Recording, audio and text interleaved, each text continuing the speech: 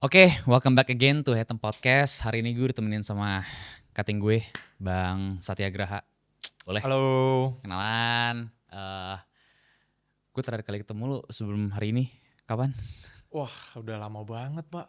Karena kita kan sibuk kegiatan masing-masing kan. Enggak. Pernah ketemu ini apa? Basket. Kapan? Basket. Oh, Lu iya ingat basket. gue ingat. Yang di Ciputat Basket. ya bareng sama Delta. Iya, anak-anak Iya. apa sih? Angkatan lu tuh yang basket tuh selain lu siapa sih? Angkatan gue jujur kalau di jurusan kita ya sedikit, Bro. Enggak, Sedikit, yang Bro. gue tahu tuh cuman elu sama si Acul. Acul. Acul terus sama Aldi. Ah, Oh, gue gak tahu, Pak. bagus gitu. Terakhir kali tuh pas terakhir kali Visip juara itu kan 2022 kan. Betul. Itu Acul masuk squad tuh. Masuk Acul masuk dia squad dia yang paling senior, masuk. iya kan. Terus gue bilang di HI tuh yang masih aktif ada elu, terus udah sih elu doang. Iya. Sisanya Iya. angkatan-angkatan bawah kan. Jadi lu mau kenalan diri daripada gue kenalin mending lu Oke. kenalan diri. Jadi halo teman-teman, panggilnya apa? Haidem apa? Hatem aja. Oke, halo teman-teman Haidem. Nama gue Satyagraha Wibillah. Sekarang sebenarnya in terms of occupations, gue kerja di salah satu NGO di Indonesia di bidang pengembangan sosial. Tapi sekarang gue lagi lanjut studi gue master Di S2 di Georgetown University. Georgetown University. Iya. Itu Georgetown University. wow tuh ya kan, bukan LSPR, bukan apa, tapi ini udah kerana luar negeri nih. Ya alhamdulillah. Alhamdulillah. Lo ngambil apa bang di Georgetown? Di Georgetown gue ngambil Executive Master in Diplomacy and International Affairs. Jadi masih linear lah sama S1 kita, hubungan internasional. Iya. Gue gini-gini satu HI Oh, gue gini satu HI. Yang ngap gue gara-gara Ramadan kemarin S1 gue agama, salah. Oh ya. Jadi kita itu Ramadan kemarin kita bikin program. Terus program kayak 30 hari kita bikin 30 cerita. Kayak program dakwah gitu. Kayak program gitu. dakwah, cuman gue ceritanya tuh kayak cerita-cerita tokoh, cerita-cerita kayak apa isu nepotisme lah, isu korupsi dalam Islam lah. Jadi kayak bukan yang kayak apa hukum ini sana sini. Tapi dalam perspektif Islam. Dalam perspektif isu-isu Islam kontemporer. dan yang ngebawa anak muda. Nice. Akhirnya banyak yang nganggep kayak oh nih Hatem ternyata lembaga dakwah. Tapi banyak yang ngira karena lo tau gak Hatem itu diambil dari kata apa? Jujur gue belum tahu. Dia tuh selengean dikit E-nya lu ganti jadi A. Haitam. Ibnu Al-Haitam. Oh, Ibnu Al-Haitami. Ibnu Al-Haitam itu penemu teori kontras kamera. Oh, dari situ nama Dari Haidem tuh. iya. Gak kepikiran gue loh. Agak susah juga mikirnya. Gue lebih kayak Haidem tuh lebih kayak sapaan aja gitu. Ya kan? Dari situ. Dari situ pak. Itu salah satu contoh laki-laki tuh kalau diobrolin tuh ada aja yang Oh iya. Karena gak kepikiran dari sosok tokoh bahasa Arab tiba-tiba jadi nama agensi, nama media. Tapi itu nggak ada yang nggak bisa ketebak sih menurut gue. Gak ada yang bisa ngira emang. Banyak yang ngira itu kayak oh ya udah nih perusahaan multimedia aja, perusahaan apa. Tapi kita PH-nya emang kita ngurus brand, kita ngurus apa. Tapi sembari itu ya kita bikin kayak gini aja, bikin kreatif program aja. Nice. Karena menurut kami juga Gen Z ya, lu Gen Z kan? Lu Gen Z kan? Masuk ke klasifikasi Gen Z ya harusnya. Gen Z kan siapa sih pak yang suka-suka disuruh-suruh? Iya kan? Betul. Gen Z itu kan maunya kan kerjanya kan nyaman, nikmat, aman dan sebagainya. Ya. Kita bikin ini biar menyanggah stigma itu. Kalau misalnya kita tuh masih bisa bekerja santai, tapi kerjanya juga maksimal. Gitu. Itu makanya editornya tuh tidur jam 2-3 malam itu gara-gara itu. Bang Satya ini cutting gue dulu inget lo itu lo ketua PBAK. Iya, Ketua ospek. Lo ketua ospek. Lo galak gak sih dulu tuh? Dulu apa ya? Dulu mungkin lebih ke kayak menyesuaikan ini aja sih, menyesuaikan approach ke maba. Ya karena kita salah satu jadi bagian penting di prosesi penerimaan mahasiswa baru, ya kita di panitia kayak bagi peran lah gitu. Iya. Dan gue mungkin ke bagian yang tegas gitu. Jadi kayak ya good cop bad cop gitu lah. Tapi masalahnya kan lu kan ngospekin zaman gue kan. Ya Iya, kan lu iya, semester 5 gue semester iya, 1. iya, betul. Itu tuh pas gue masuk kan zaman Covid. Wah, Betul. itu gak enak banget sih Betul, prospeknya, Pak. betul, betul. Wah. Itu apa ya? Dulu pas gua ketua PBK juga kan sebenarnya masih COVID kan, dan Iya. ada sebagian kegiatan yang online. Nah, itu jadi kayak ya gimana ya? Kayak esensi kita untuk melaksanakan pengenalan budaya akademik itu jadi kurang inilah, kurang kurang ngena lah ke mahasiswa baru. Itu jadi makanya tapi apa ya, meskipun kondisi demikian kan namanya pengenalan budaya akademik kan tetap harus dilaksanakan kan. Gitu. Gue kemarin habis nonton, bukan nonton sih, kayak ada yang lewat di explore gue. Dia Mhm. bilang katanya teman-teman kita kan banyak yang kuliah di Turki ya kan? Teman-teman kita banyak yang kuliah di Ya, Turki. ya, ya. Dan itu bisa jadi pasar terbesar mahasiswa Indonesia selain Malaysia. Betul, Jadi betul, orang Indonesia tuh kalau misalnya mau kuliah abroad tujuannya tuh dua dulu yang paling utama nih, kalau nggak Malaysia yaudah Turki, ya kan? betul. Turki itu lu oke, fine kuliah bahasa dulu setahun kalau misalnya jurusan lu itu Turkish base, ya kan? Terus apa, belajar ininya hampir sama kayak kita 3-4 tahun, terus gak ada ininya, gak ada final tesisnya, gak ada apa sih, kayak gak ada ospeknya, Iya, ya iya. kan? Menurut lu kalau misalnya Indonesia dihilangin lah budaya seperti itu, kira-kira enggak, gue tarik deh. Sekarang kan Indonesia kan bisa dibilang sistem pendidikannya berbeda nih dari Betul, negara-negara lain. betul. Apa yang Kebanyakan negara-negara maju. Beda. kebanyakan negara-negara berbeda banget ya kan? Cina, US, Iya. kalau misalnya compare to Indonesia, itu tuh bukan difference lagi, itu big difference banget. Mhm. Kira-kira apa faktor yang menurut lu sangat bisalah dikembangkan saat ini Hmm. untuk Indonesia buat merubah sistem pendidikan? Menurut gue ya, sistem pendidikan Indonesia itu memang kan dibangun dari eh apa ya, percontohan budaya pendidikan zaman kolonial menurut gue ya. Iya. Kayak kita ngelihat perguruan tinggi itu memang Indonesia tuh udah punya kultur ya, kayak misalkan lu masuk universitas terus lu harus melalui masa orientasi lah, PBAK, Ospek lah. ospek lah, yang kebanyakan tuh diisi dengan kegiatan-kegiatan yang seolah-olah tuh kalau anak Gen Z ngiranya tuh kayak udah nggak relevan sekarang, Iya ya benar. kan? Kayak hanya pengenalan budaya akademik, tapi kemudian lu kayak ngerasa bikin tugas, disuruh apa, nemuin atau bawa barang-barang yang pakai disandi-sandiin lah, ya kan? Atau lu tuh disuruh kerja kelompok yang sebenarnya lu nggak nemu value-nya apa gitu kan? Pakaian. Wajib pakai pakaian yang rapi lah, apa kan? Atau terus meninggalkan kesan kayak dipeloncoin lah atau segala macem sama senior atau panitia ospek, ya kan. Nah, beberapa orang mungkin bilang kalau misalkan itu tuh bagian dari karakter building, ya kan. Itu bagaimana lu mengembangkan jiwa sosial lu supaya lu bisa kerja sama, kerja kelompok untuk menunjang prosesi pendidikan lu di kampus. Tapi semakin sekarang ini kan menurut gue untuk membangun kapasitas menunjang perkuliahan itu kan gak harus kayak gitu caranya. Kayak kalau misalkan lu ngelihat model ospek pendidikan sekarang atau tahun ini deh, lu bandingin sama 10 atau 20 tahun lalu, masih sama gak sih? Banyak yang masih sama, Masih tapi sama. ada loh Bang beberapa kampus tuh yang coba menghilangkan nuansa-nuansa kayak gitu tuh. Ada memang, Ada. ada memang. Nah, itu mungkin yang menurut gua kayaknya tuh kita perlu mulai berinovasi deh di bidang model pendidikan khususnya universitas atau perguruan Iya. tinggi ya. Dimulai dari peningkatan kualitas ospeknya dulu. Kalau misalkan kualitas pendidikan mulai dari cara mengajar mungkin itu udah di level kurikulum kampusnya kan. Gitu. Jadi mungkin itu yang bisa jadi salah satu apa ya? Salah satu elemen yang mungkin bisa diubah. Kalau contoh gue kan sekarang lagi lanjut S2 kan. Somehow pengenalan kampus tuh ada, tapi lebih ke yang model bertemu dengan alumni. Bertemu Booth. alumni, iya. kayak alumni and student gathering. Di situ tuh kita selain ada pengenalan materi kampus sih pasti penting ya.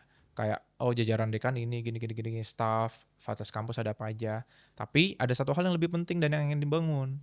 Jadi kita di masa orientasi itu tuh bertemu dengan alumni-alumni untuk kemudian berjejaring, di mentor. Kita ada one on one mentor dengan alumni. Sharing, sekarang pekerjaannya apa.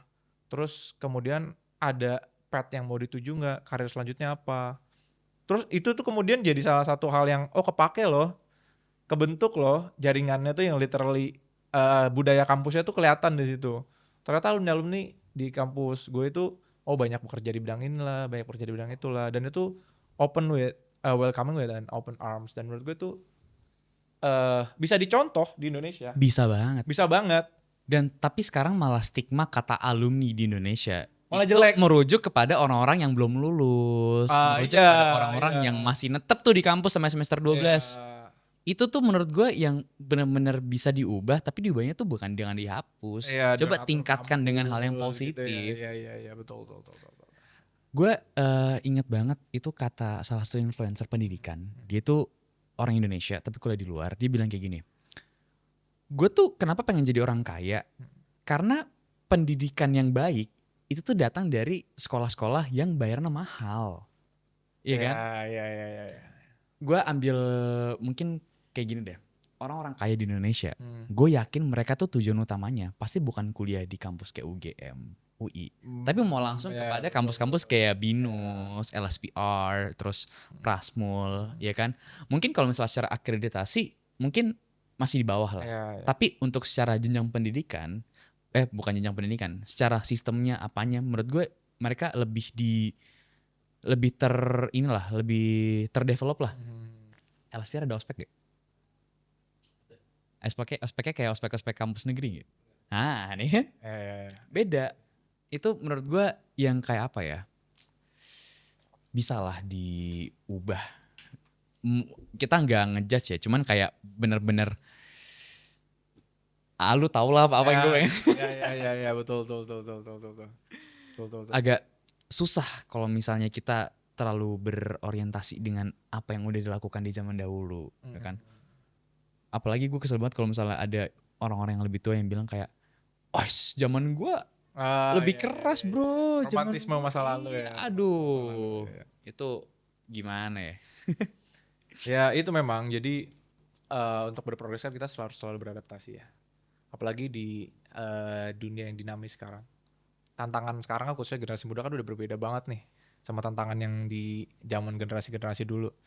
Kita udah dihadapkan dengan tantangan teknologi, tantangan iklim, ya kan, tantangan demokrasi digital, ya kan. Kayak kehidupan kita itu sekarang udah di antara dua dunia gitu, real life and digital life.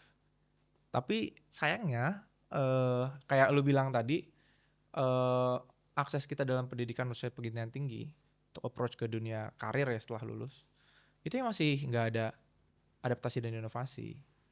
Itu mungkin yang menurut gue jadi salah satu catatan penting ya.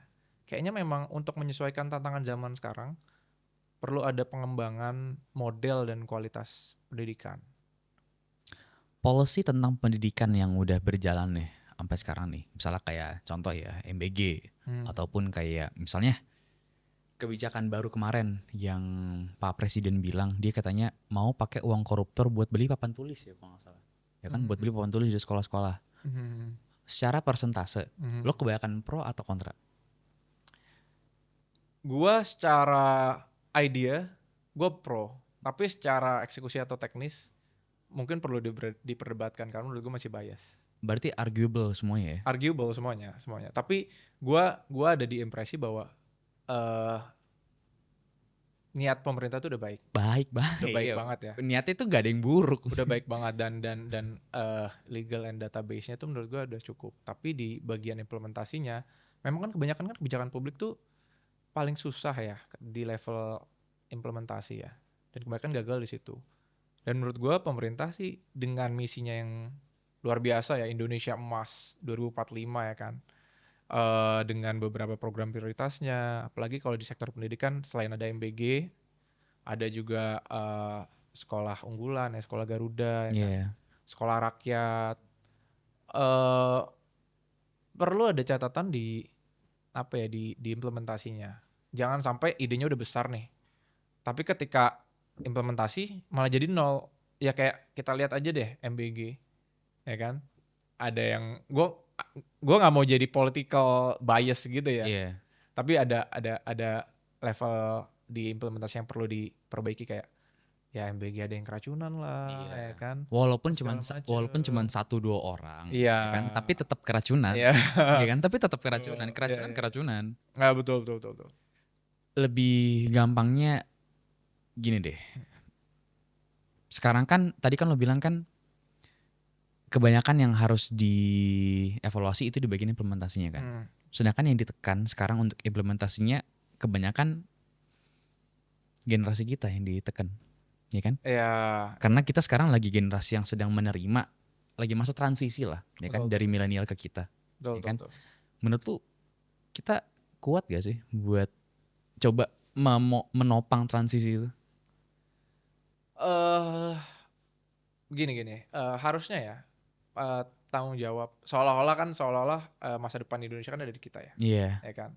Dan relevansi Indonesia ke depan itu ada di generasi kita. Kalau misalkan pertanyaannya apakah kita mampu untuk menopang itu, jawabannya ya harus mampu, harus siap gak mampu. siap harus siap. Siap nggak siap harus siap. Tapi lagi-lagi, apakah kondisi atau lingkungan kita tuh udah memberikan kita ruang untuk menyambut beban itu. Kayak kita bawa ke perspektif kayak gini deh. 2035 kan Indonesia diprospek untuk dapat bonus demografi kan. Dan bonus demografi itu kalau misalkan disambut dengan kondisi yang disupport oleh ya entah itu pemerintah, entah itu masyarakat sendiri, entah itu generasinya itu sendiri, itu akan jadi bonus yang luar biasa. Kita akan surplus tenaga kerja, ya kan, karena usia kerja kita akan berada di paling tinggi. Tapi kalau misalkan kita nggak siap ngadapin itu malah akan jadi beban demografi yang konsekuensinya itu tinggi. Kenapa gue bilang kayak gitu? Karena ya kalau misalkan ya, contoh kita ngelihat untuk menyambut bonus demografi itu ya. Satu, apakah lapangan pekerjaan sekarang udah cukup tersedia? Kita udah ngomongin soal produktivitas nih, Iya. ya kan? Terus kedua, kalau misalkan lapangan kerjanya udah tersedia, apakah match antara kebutuhan pasar skill kebutuhan pasar dengan skill yang ada?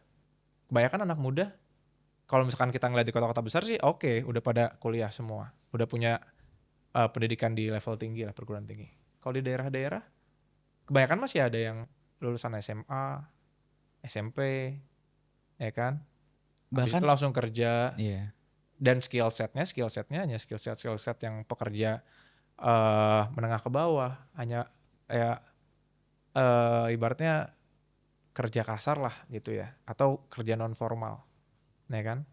Nah, kalau misalkan itu terjadi, apa yang kemudian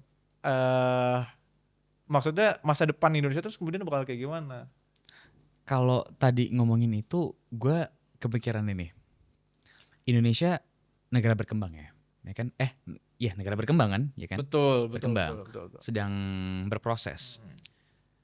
Tapi sekarang orang-orang luar melihatnya Indonesia itu hanya dari dua tempat aja. Kalau nggak Jakarta, Bali. Betul, Ya kan? Bali sebagai paradise betul, heaven-nya, betul. Jakarta sebagai metropolitannya. Ya, Padahal kita itu negara dengan jumlah penduduk terbanyak nomor 4 betul, di betul dunia. di dunia. Dan kita itu negaranya tuh bukan hanya base di Jakarta dan Bali. Iya, betul, Kebanyakan betul, penduduk kita tuh berada di Pulau Jawa yang emang betul, betul, di daerah-daerah pelosok. betul, Belum kita balik ke Sumatera, belum ke Papua, belum ke betul, apa. Emang sistem pendidikan yang berjalan, sistem kehidupan yang berjalan apakah sudah sama dengan Jakarta? betul, betul. Jawabannya udah pasti enggak. Enggak, udah pasti Jawabannya enggak, udah pasti udah enggak. pasti enggak. Ya kita harus akui lah, kalau misalkan kemerataan bukan hanya di bidang pendidikan ya, di bidang ekonomi, di bidang apapun itu masih timpang, masih timpang. Kayak sekarang jujur aja deh, mobilitas anak muda gitu ya, mobilitas anak muda di Indonesia itu kan masih rendah ya, Hmm, masih rendah. Itu ngomongin mobilitas ya, konektivitas, relasi. relasi masih juga rendah di dunia yang udah kayak gini gitu loh. di dunia digital kayak gini Dan masih sekarang banyak banget keterbatasan yang ibaratnya kita untuk berkoneksi ke sesama orang Indonesia aja susah. Gimana kita bisa berkoneksi ke dunia luar, let's say dunia internasional. Kita masih banyak banget memiliki keterbatasan. lo tau gak sih waktu itu tuh ada eh, Paris Fashion Week atau apa gitu, pokoknya di Paris, ya kan? Batik launched, Ya. batik launch, terus dibangga-banggain, kayak, wih keren banget batik ada di Paris Fashion Week, ya kan? Tapi yang pakai orang Indonesia. Nah, terus akhirnya ada orang kritis yang komen kayak gini, kenapa harus dibanggain? Kalau misalnya batik udah dijual di sana kayak sewajarnya original clothes, baru lu banggain. Kalau cuman masuk ke Fashion Week doang, Iya. yang cuman kelihatannya cuman 20 detik doang nih di atas panggung nih, ngapain dibanggain? Ya. Karena itu belum mengglobal, Ya. ya kan? Belum ke ranah kayak ada invention yang udah terjun di negara orang lain, buatan negara orang. Bukan kayak gitu kan konsepnya kan? Ya. Betul. Itu yang harus di apa ya? Menurut gue selain dari sistem, perspektif juga, cara orang melihat juga menurut gue itu penting sih buat evaluasi ini sih. Betul. Eh, apalagi ya kalau kita ngomongin perspektif ya. Menurut lu perspektif masyarakat kepada Gen Z itu gimana? Gen Z itu kreatif, tapi kebanyakan yang datang stigmanya yang kelihatan yang buruk-buruk doang. Contoh tadi kalau dikasih kerjaan protes, itu yang paling gampang ya. Kalau dikasih kerjaan protes, alasannya karena ada deh yang gue benci banget, banyak diagnosa yang dikeluarkan oleh Gen Z tapi itu self diagnose. Kayak misalnya nih, gue punya sindrom ini, tapi nggak ada riset yang mengatakan kalau misalnya eksistensi sindrom ini tuh ada. Terus ditanya, lo kenapa bisa define yourself kena sindrom ini? Self diagnose. Wah, itu gue benci banget. Itu gue benci banget. Dan itu kan buruk kan? Buruk. Itu buruk.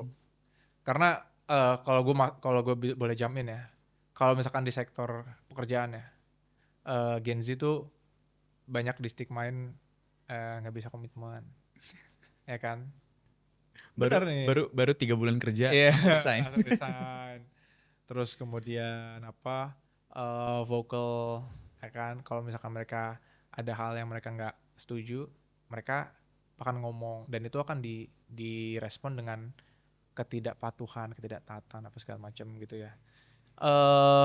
Terus kalau misalkan jump in ke yang lu bilang tadi, itu apakah langsung kita bisa simpulin kalau misalkan Gen Z itu attitude, karakter, dan identitasnya tuh problematik? Menurut lu gimana? Gue suka teori ini nih bang, titik hitam di kertas putih. Walaupun ada titik hitamnya, jangan terlalu fokus ke titik hitamnya, tapi lihat juga kertas putihnya. Kalau misalnya ternyata Gen Z bisa membuat suatu hal yang inovatif, kreatif di balik stigma negatifnya yang ada, ya kenapa nggak dilihat positifnya? Iya. Ya kan? Kenapa yang harus dilihat stigma-stigma yang kayak Gen Z tuh dikit-dikit healing, dikit-dikit resign, dikit-dikit apa? Gak ngelihat Gen Z tuh bisa kerja kreatif, bikin apa? Gak dilihat kan di situ kan? Betul. Gue mungkin bisa bilang gue juga Gen Z ya. Kita juga Lu Gen Z kelahiran lah tahun ya. berapa Lu deh? tahun 2000 coy. 2000 masuk Gen Z gak sih? Kita beda setahun doang. Iya. Gue 2001. 2000 masuk Gen Z kan? Iya. 2000 masuk Gen Z kan ya? Masuk sampai ya? tahun 96. Iya. Respon gue ya sebagai Gen Z dibilang kayak gitu ya. Sebenarnya kalau misalkan in terms of karakter, kita menurut gue terlalu naif kalau misalkan mengeneralisir satu generasi memiliki karakter yang sama, ya kan? Tapi kita tuh berangkat dari salah satu lingkungan atau keadaan itu yang berbeda. Gue pernah baca satu buku karya Muhammad Faisal, itu judulnya Generasi Kembali ke Akar. Itu tuh berargumen bahwa generasi sekarang, Gen Z, itu tuh memiliki kemiripan ke generasi-generasi founding fathers kita. Kayak Soekarno, Hatta, Syahrir. dia ngelihatnya itu bahwa satu, generasi kita itu juga berada di ambang transisi teknologi, ya kan? Oh, teknologi sekarang kita mungkin hampir sama ya dengan zamannya beliau ya. Terus kedua, international engagement kita tuh tinggi, Gen Z. Lumayan banyak Gen Z yang sekarang udah bisa berbahasa internasional, Iya. Inggris ya kan? Terus apa? France. France ya, banyak lah lumayan lah. Iya. Atau misalkan yang suka K-pop bisa bahasa Korea, Iya. yang suka budaya Jepang bisa Wibu bahasa bisa Jepang. Jepang, ya Iya. kan? International engagement kita hampir sama kayak kegiatan founding fathers kita. Ya dulu kita tahu lah, ya kan? eh Gimana Soekarno, Bung Hatta itu bisa cas-cis-cus pakai bahasa Belanda dan bahasa Inggris, ya kan? Dan apa?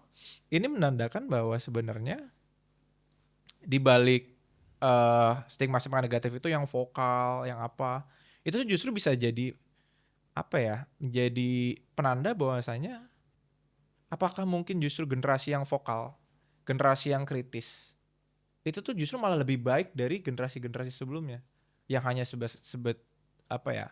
Sebagai yes man atau follower saja.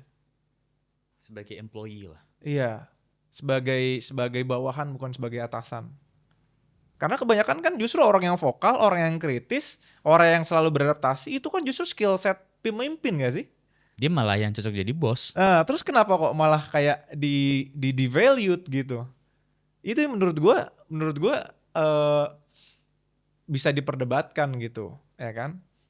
Eh we up for something big, ya kan? We always seek improvement. We're not gonna tolerate any discomfort or any disagreement, ya kan? Karena justru itu jadi salah satu puncak apa ya, self identification lo, ya kan? Walaupun kalau misalkan lo over identified yourself juga salah juga. Iya. Lu terlalu pede, lu terlalu ngerasa lu paling bener juga salah, Iya, gue yang ya paling kan? jago, gue yang paling pintar. Nah, itu juga Beda. salah gitu. Itu Kalau kalau menurut gue sih kayak gitu. iya. Kalau lo ngedefine kata agent of change, Mm-mm. ya kan? Lo akan merujuk ke tadi lah. Lo akan merujuk ke Gen Z atau Gen sebelum kita. Yang lo bilang kayak kita yang vokal, kita yang kritis, atau mereka yang yes man. eh gue sih berada di pandangan lebih moderate ya. Eh Kita harus bisa menyesuaikan dengan kondisi kita. Mungkin generasi sebelum kita eh yang nggak terlalu vokal, yang lebih milih, oh ya, we have to stick to the plan, ya kan. Oh, caranya tuh gini, dikasih tahu harus kayak gini ya kita ikutin kayak gitu. Mungkin dengan perspektif itu dan kondisi yang ada saat itu yang perlu dilakukan. Tapi kalau sekarang, menurut gue ya dengan kondisi sekarang ya Gen Z lah yang harus bisa menyesuaikan hal itu. Apalagi kalau misalkan kita ngomong agent of change ya. Kalau soal agent of change, gue selalu punya three step model. Apa tuh? Pertama itu awareness. Awareness. Kita tuh kalau mau jadi agent of change dalam isu apapun, kita tuh harus aware. Aware dengan isu, aware dengan problem, aware dengan kondisi, ya kan? Sikon. Ya kan, sikon dalam level apapun itu, ya kan? Awareness di diri kita sendiri, awareness di lingkungan sosial kita, di level nasional kita, internasional, ya kan? Itu pertama awareness dulu. Lalu kedua, capacity building. Capacity building. Gimana kita mempersiapkan diri kita untuk menjawab isu itu, ya kan? Ya misalkan lu kayak capacity building lu terus kemudian lu mempelajari skill strategical thinking lah, meningkatkan pengetahuan lu lewat edukasi lah, ya kan? Atau meningkatkan profesionalisme lu lewat kerja lah. Terus lalu yang ketiga itu adalah actions and actions ya, lebih ke actions ya. Implementasinya di Ya, akhir. action and collaboration. Action and collaboration. Action and collaborations. Gimana lu kemudian mengadvokasi itu isu tersebut, ya kan? Gimana lu kemudian bikin komunitas untuk menjawab isu tersebut? Gimana lu menindaklanjuti, ya kan? Apa yang udah lu pelajari Gitu. Jadi it applies, ya, itu bisa dilakukan oleh siapapun sih menurut gua. Melalui 3 step itu. Kalau misalkan lu emang masih eh atau ingin menjadi agent of change. Itu 3 step lo yang bikin. Gua nggak mau klaim ya ini. Tapi gua sih selalu kalau misalkan ada orang yang nanya gimana sih cara agent of change tuh, gue selalu approach-nya kayak gitu. Karena gue belajar juga diajarin kayak gitu. Oh, jadi kayak apa yang lo pelajarin lo bikin teori sendiri lah bahasanya. Ya nggak seribut teori sih ya, lebih ke kayak simple step aja. Tapi gue pernah bikin kayak gituan tuh. Oh ya. Gue pernah, tapi gue bukan di dalam segi kehidupan apa. Gue di segi olahraga. Oh ya, gimana? Jadi tiap kali banyak orang nanya sama gue tips diet, tips apa, gue selalu bilang 4 step. 4 step itu yang pertama, lo harus jaga tidur, lo harus jaga makan, lo harus rajin olahraga, dan yang terakhirin opsional, lo jangan ngerokok. Oh ya. Ini gue nggak pernah diajari, ini gue nggak pernah ngeliat di buku, gak pernah ngeliat fitness trainer yang bilang kayak lo harus bikin 4 step ini. Yeah. Ini gue ngomong sendiri, ya kan? Yeah. Tapi itu dari hasil apa yang gue pelajarin. Ternyata kalau misalnya lo menjaga tidur dan menjaga makan, ini yang paling penting daripada olahraga. Dan merokok itu menjaga paru-paru biar endurance lo naik, biar bisa menjaga 3 ini. Naik, ya. Iya, Yeah. itu kayak apa yang dibikin itu menurut gue keren sih. Apalagi kalau misalnya lu udah bisa mendakwahkannya ya. Ya kebetulan kan gue juga aktif di organisasi dan di lingkungan kerja gue atau di pekerjaan gue sekarang kan di social development kan, di salah satu NGO di Indonesia yang memang tuh salah satu proyeknya adalah youth empowerment juga. Kebanyakan ketika gue ngisi materi itu yang gue tekanin. Kalau misalkan lo emang mau jadi agents of change, agen perubahan, ya kan, perubahan dalam perspektif apapun ya, itu mungkin itu sih yang lo harus kenali dulu 3 step itu. Lo ngerti identity politics gitu? Gimana? Lo ngerti identity politics gitu? Identity politics? Yeah. Ya lumayan lah ya. Let's say gini lah. Kalau misalnya tadi bilang Gen Z yang paling cocok untuk bisa dibilang sebagai agent of change, ya kan? Bagaimana kita menyikapi mereka yang krisis identitas? Ini juga jadi salah satu gue punya pendapat khusus nih soal ini nih. Sama kayak tadi, 3 step tadi. Enggak, beda. Ini beda. Gue punya pendapat khusus soal ini terkait krisis identitas Gen Z ya. Menurut gue tuh sekarang lingkungan kita tuh terlalu banyak labeling menurut gue. Contoh, terlalu banyak buat labeling. Kayak misalkan ENTJ lah, ENTJ lah, introvert, extrovert, Ambivert, people pleaser lah, apa segala macem. Dan lo main pedal nggak? Gue nggak. Lo kalau main pedal sekarang, ya kan? Pedal itu kan olahraga lah. Iya. Itu menurut gue olahraga yang paling banyak labelingnya. Oh iya, Iya, bounce aja itu ada labelnya. Astaga. Jadi kayak gue nggak hafal labelnya ya, tapi kayak bener-bener gue dalam hati gue siapa yang bikin? Iya. Nah di kondisi yang kompleks itu tuh ya, menurut gue tuh pertama lu tuh jadi apa ya, terlalu segmen, lu tuh jadi kayak terlalu fixed minded dengan identitas yang lu pilih gitu. Kayak kemudian isi online survey, ternyata lu tuh ini, ternyata lu introvert, ternyata lu extrovert, ya kan. Apalagi kalau sampai ke self diagnose yang lu bilang tadi. Menurut gue tuh kalau lu artikan itu krisis identitas sih mungkin bener ya. Tapi justru lu jangan ngelakuin itu menurut gue ya. Karena identitas tuh menurut gue ya, identitas tuh bukan ditemukan, tapi dibangun. Kayak Karakter lah. iya, lu tuh untuk mendeskripsikan diri lu, atau lu ingin identitas lu dikenal orang sebagai apa, itu tuh lu yang bentuk.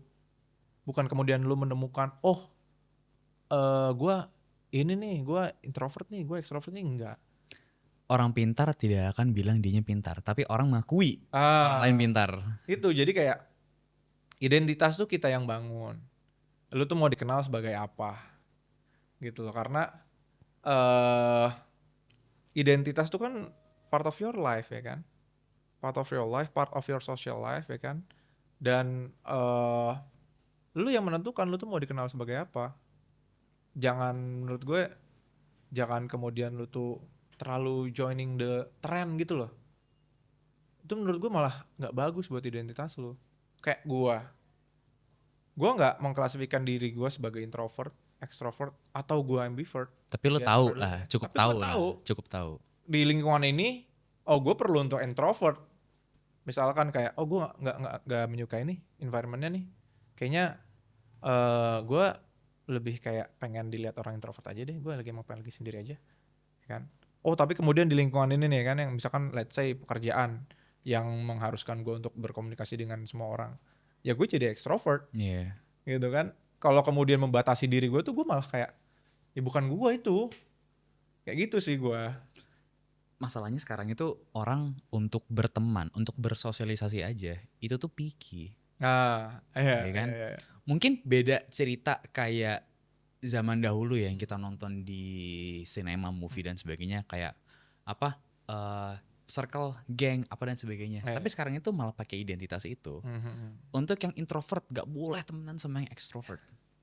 Iya kan? Iya, iya, Untuk yang apa namanya MBTI-nya INFJ iya, itu iya, gak iya, boleh yang depannya huruf I. iya, iya, Gak boleh iya, yang iya, apa jaji apa, aduh iya, iya. itu terlalu banyak.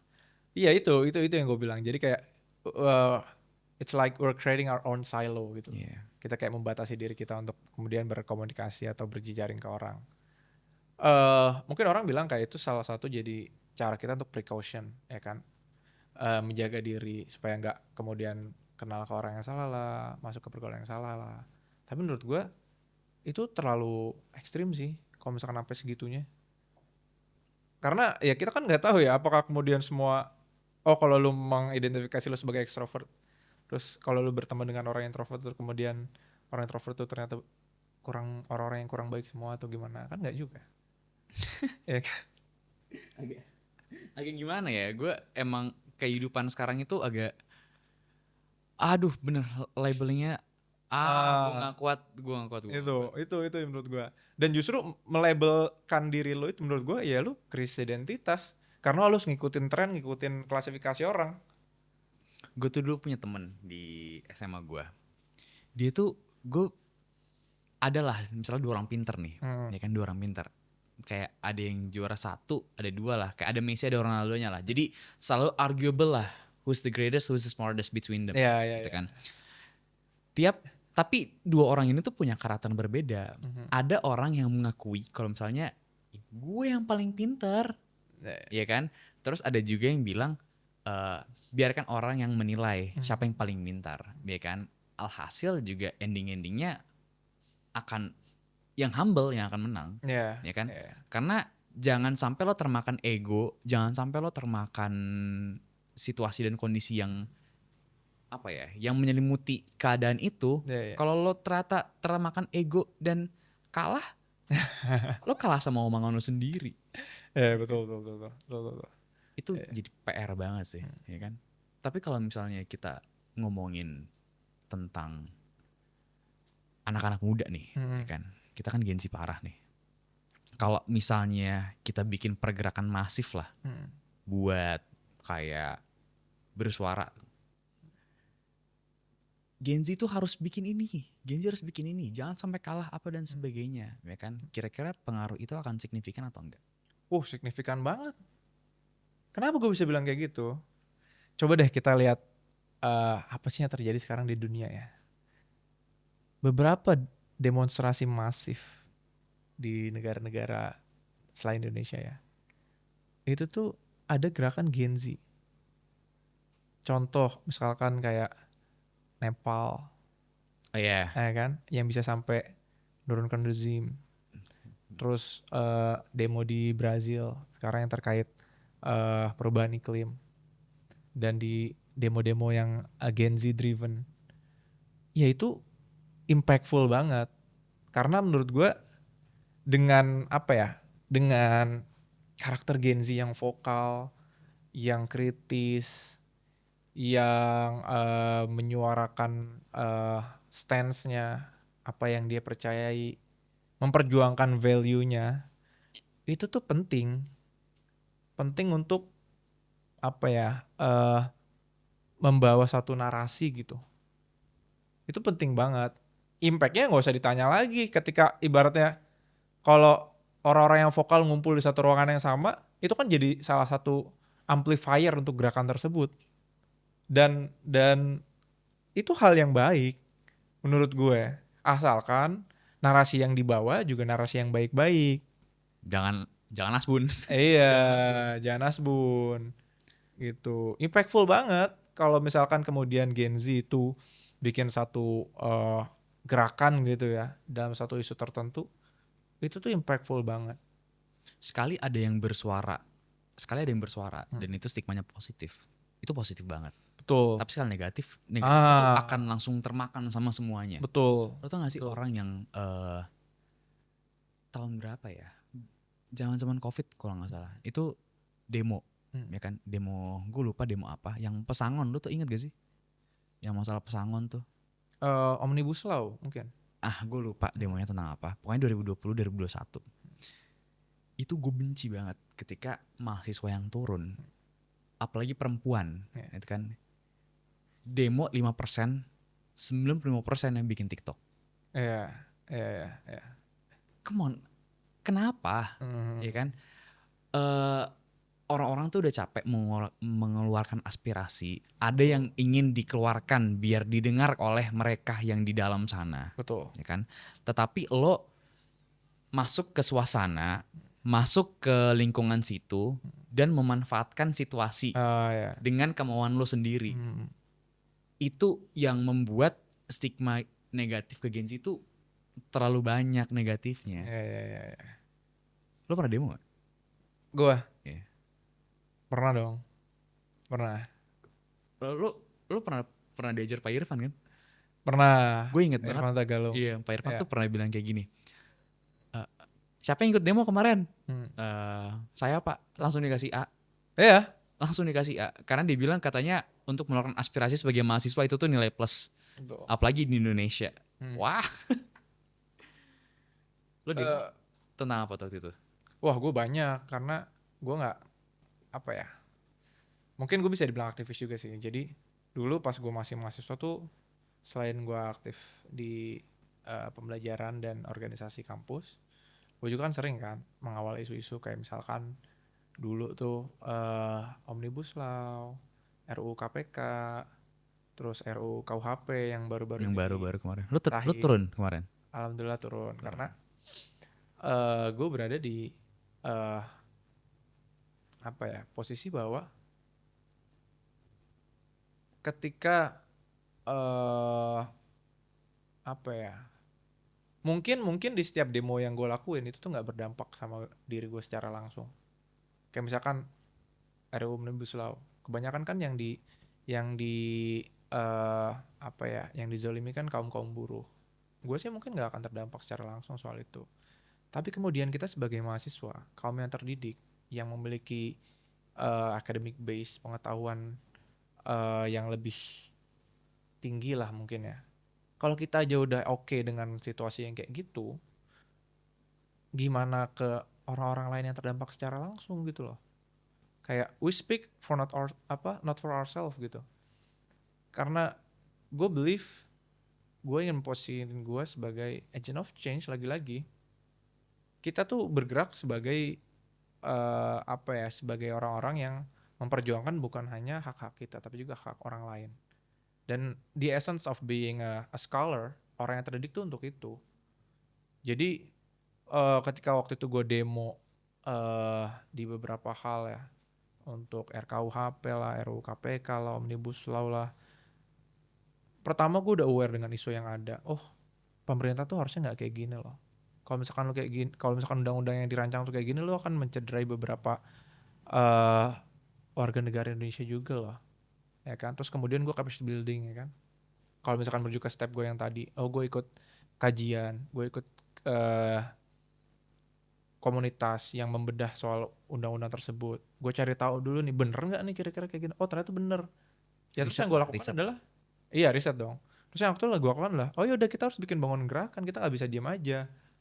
Indonesia is a democracy country, ya kan. Untuk menyampaikan aspirasi salah satu caranya melalui demonstrasi gitu. Dan walaupun sayangnya ya kalau kita lihat dari dampak secara realita ya nggak tercapai juga sih. Ya emang enggak. Emang enggak. Emang enggak. Memang sistem demokrasi kita mungkin cukup disayangkan kan ya. Kayak RUU KHP dulu gue demo sampai ditembakin gas air mata apa segala macam. Tetap disahin juga. Omnibus Law tetap disahin juga. Wah, gue inget banget itu dulu ada angkatan lo cewek yang dia yang paling Iya. aduh gue lupa siapa namanya. Pokoknya ada anak politik kalau Iya, nggak iya, salah. iya. Safa. Ya, Iya, ya iya, itu. iya, iya, Dia iya. yang menurut gue yang kayak jadi mukanya Iya, iya. UIN Iya, sebelum iya. Pres Sultan. Iya, iya, Dia iya. kayak menurut gue yang jadi paling mukanya lah. Dia Betul, itu betul. wah parah sih. Iya, iya, iya. Ya itu sih menurut gua. Jadi orang-orang tuh kadang ngapain sih demo gitu kan? Apa sih esensinya demo? Lu cuman koar-koar, lu juga tuh teriak-teriak di depan gedung DPR tuh emang kok bakal kedengeran di dalam. Kalau jujur, gue orangnya nggak demo. Gue nggak demo. Tapi gue nggak pernah mengkritik orang yang demo itu salah. Iya. Kayak gampangnya gini lah. Kalian yang terjun ke lapangan, good luck. Mm. Ya kan? Gue akan melakukan dampak dengan apa yang gue bisa. Sekarang kita bisa memberikan apa ya pengaruh dari berbagai aspek. Betul. Gak harus. Betul. Jangan bilang orang yang nggak turun ke lapangan, orang yang nggak demo itu Betul. mereka yang salah. Betul. Enggak semuanya Betul. kayak gitu. Betul. Karena banyak, apalagi di luar Jakarta, mahasiswa-mahasiswa yang nggak turun ke lapangan jika ada yang ingin disuarakan, mereka akan dihujat, mereka nggak dikritik. Ya itu juga sih sebenarnya yang nggak baik juga ya. Bukan berarti yang demo itu yang paling bener, yang nggak demo terus kemudian nggak bener nih karena mereka silence gitu kan. Dalam menyampaikan aspirasi kan punya jalannya masing-masing. Itu menurut gua. Jadi intinya adalah kita tetap bersuara, kita tetap vokal. Itu sih. Karena ya kalau misalkan lu diem aja, ya udah Ya gitu loh. ini juga nggak apa. Walaupun pengaruhnya nggak signifikan, walaupun pengaruhnya nggak ada nih, dampaknya nggak ada, tapi at least lu udah berada di lingkungan yang benar.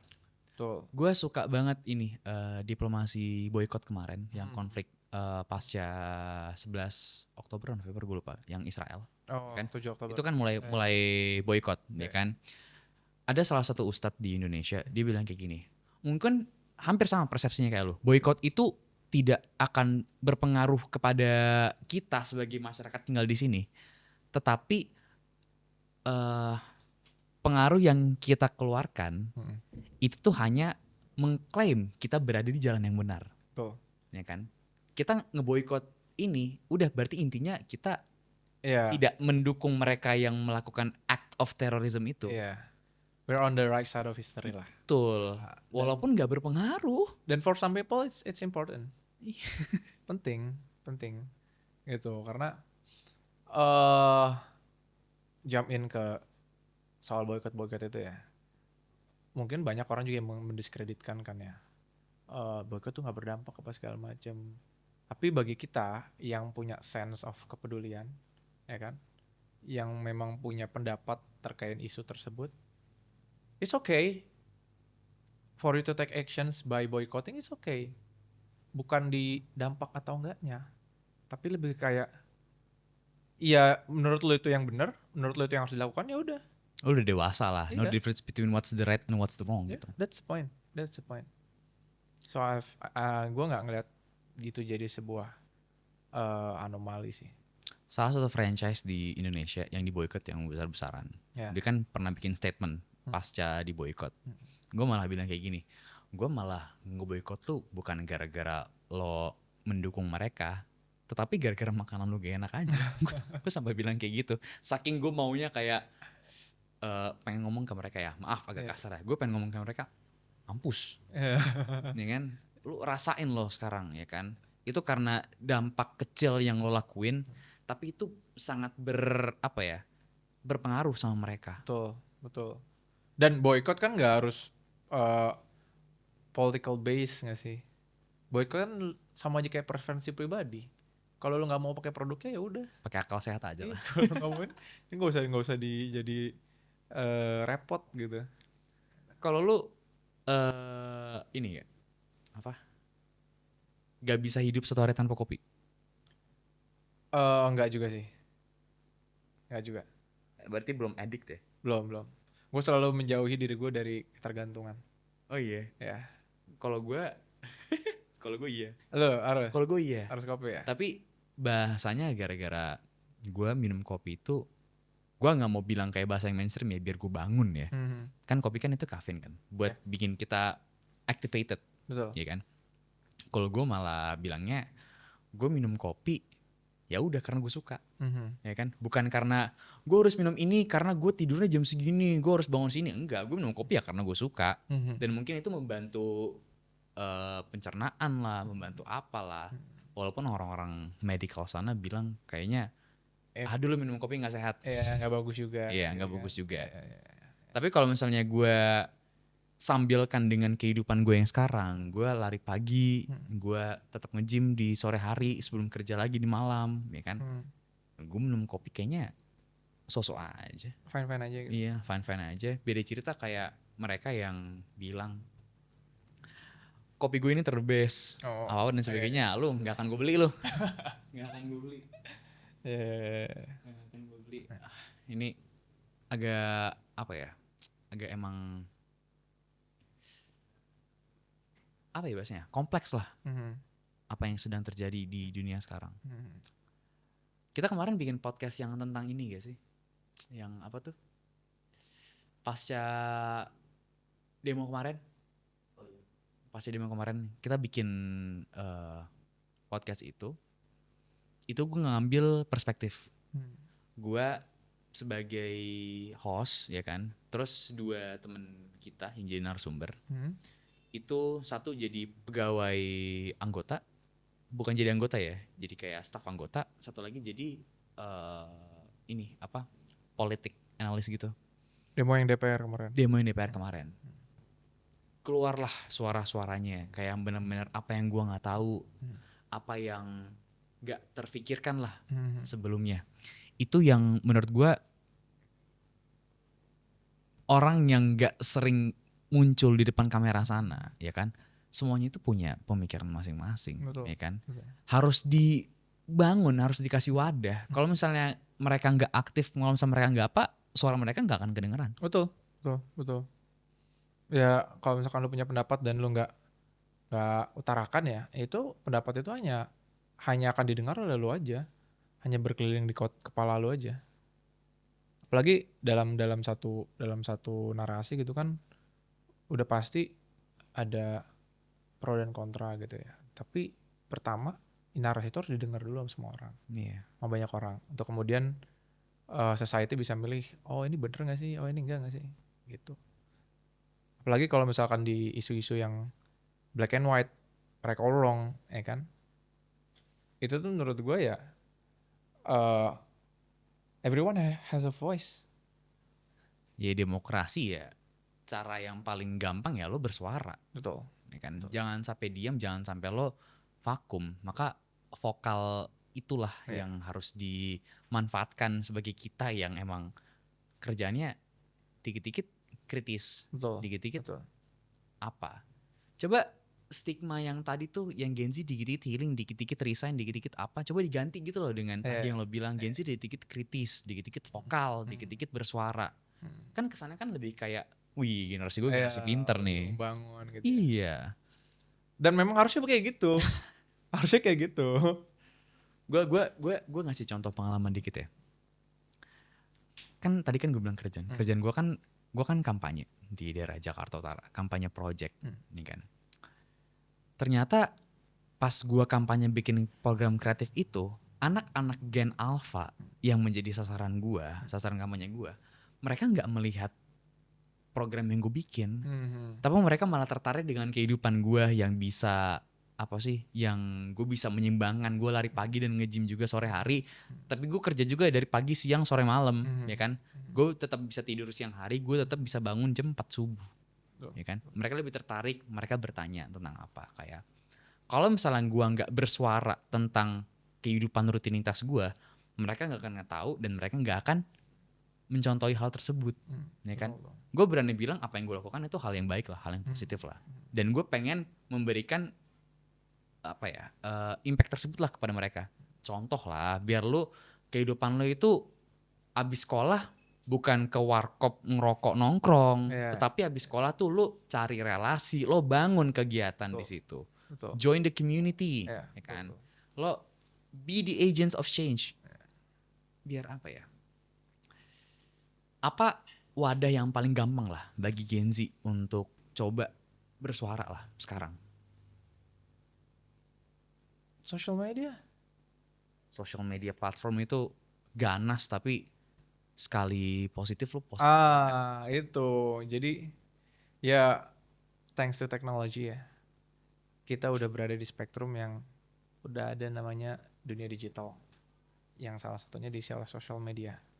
Social media itu salah satu platform yang menurut gue mungkin bisa jadi akses pertama untuk anak-anak muda menyuarakan opininya, membangun narasinya, ya kan? Atau mungkin juga menjadi alat untuk mengembangkan awareness-nya, capacity building-nya, atau bahkan udah langsung sekaligus sama action dan collaboration-nya.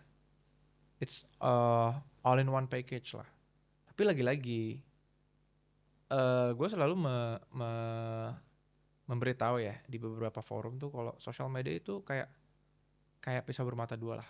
Mungkin bahasanya kayak gitu ya. Bahasa klisenya tuh kayak gitu. Iya, Lu bisa ambil advantage dari situ atau lu yang di advantagein sama orang lain. orang lain atau sama teknologi itu. Iya, Lu bisa ambil keuntungan atau lu yang di lu bisa konsum sosial media atau lu yang dikonsumsi sama sosial media. hampir sama kayak AI lah. Hampir Iya. sama, hampir sama banget. Cuman lagi-lagi lu tuh harus paham dulu tujuan dan kegunaan sosial media untuk lu itu untuk apa gitu. Kalau misalkan lu menikmati sosial media, digital platform hanya untuk hiburan doang, ya it's okay, Gak salah. nggak salah. Tapi kalau misalkan kemudian kalau hanya itu, menurut gue lu rugi. Karena banyak yang bisa dilakukan di medsos Iya, selain itu. banyak yang bisa dilakukan. eh Kayak lu kalau emang mau menikmati media, ya be media. Kalau lu mau menikmati sosial media, ya be social media literate gitu. Yang tahu kalau lu bisa ngegodain sosial media untuk apa aja. Lu tahu konsekuensinya kalau terlalu banyak bermain sosial media. Jadi lebih bertanggung jawab aja. Itu sih menurut gua. Social media itu powerful tools. Lo sekarang pakai social media buat apa sekarang? Gua, Iya. Personal branding kah? Apakah? jadi personal branding. Personal branding. Gua aktif di Instagram, Facebook somehow. Facebook somehow. Saya Ya, ada yang main Facebook. gue lebih ke kayak karena connecting konten Facebook dan Instagram. Jadi apa yang gue posting di Instagram juga gue posting di Facebook. Oh, bentar. Tadi hampir beralih ke topik yang tadi kita omongin, ya kan? Generasi-generasi di luar Jakarta dan Bali, ya kan, yang jadi dua muka Indonesia itu, mereka tuh masih sering pakai Facebook. Masih Banyak banget. masih banyak. Gue kan semester 7 apa semester 6 gue kan ke Korea, ya kan? Gue ke community development di Korea itu kebanyakan mereka orang Jawa, orang Jawa Tengah kebanyakan, orang Jawa Timur sama Jawa Tengah lah. Iya. Pas gue tanya medianya yang dipakai buat apa nih, buat dakwah di masjid, buat masuk ke orang Indonesianya pakai apa? Kita pakai Facebook Live. Iya pakai Facebook. Terus gue langsung kayak kenapa nggak pakai live IG aja? Kenapa Ah, nggak pakai apa? Mereka nggak ngerti dan mereka connectingnya tuh masih di Facebook. betul. Ya ini ya mungkin ya ada ketimpangan sosial media juga ternyata ya. Mungkin kalau di Jakarta kelihatan kalau Facebook jadul ya kan. Iya.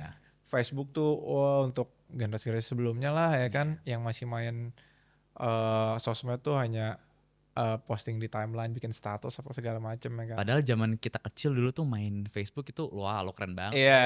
Iya. Kalau gue kenapa masih main Facebook? Pertama, bagi gue banyak koneksi-koneksi gue yang gue jaga, kayak orang-orang di sekitar ASEAN ya, kayak teman-teman gue yang di Myanmar, Vietnam. Filipina, Timor Leste itu masih main Facebook. Iya. Gitu. Jadi gue emang coba masih tetap engage di Facebook karena walaupun udah nggak relevan di Indonesia atau di Indonesia. Jakarta, tapi menurut gue di beberapa wilayah lain di Indonesia atau di negara-negara lain itu masih relevan. Teman-teman gue di Jepang masih pakai Facebook. Iya. Masih pakai Facebook.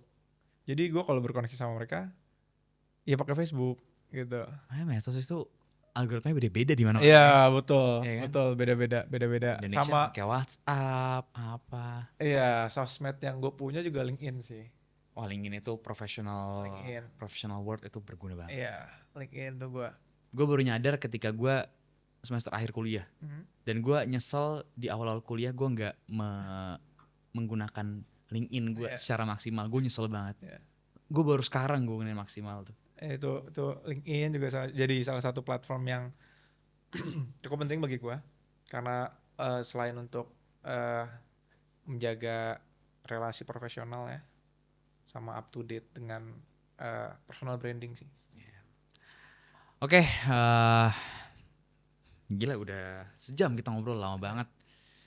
Ini definisi laki-laki kalau ngobrol sesuatu tuh bisa ngobrolin apa aja. Bisa ngobrolin aja. Gue nggak nyangka tiba-tiba kita tadi ngobrolin tentang demo. Iya. Ya, thank you banget Bang Satya. Mungkin teman-teman yang mau follow IG-nya Bang Satya, IG-nya apa Bang? Boleh @Satya SATYAGRH. GRH Bang Satya Graha. Boleh kita tepuk tangan dulu buat Bang Satya. Thank you banget udah mau datang ke Hitam Podcast. Kita doakan semoga studi lancar, Amin. lancar. Amin. Kita yakin banget lo itu kita akan bertemu 5-10 tahun ke depan lo udah jadi sosok yang sangat berdampak di Indonesia. Amin. Kita berdoa, mendoakan dan minta doa juga biar kita juga bisa jadi agent of change tadi lo bilang, ya kan? Amin. Jangan lupa like, comment, share, and subscribe Hitam Production, YouTube, Instagram. Jangan lupa follow kita juga di media kita Hitam Hub. Dan untuk foto booth, jangan lupa di booking di Hey Booth. Thank you semuanya and see you on the next episode. Dadah.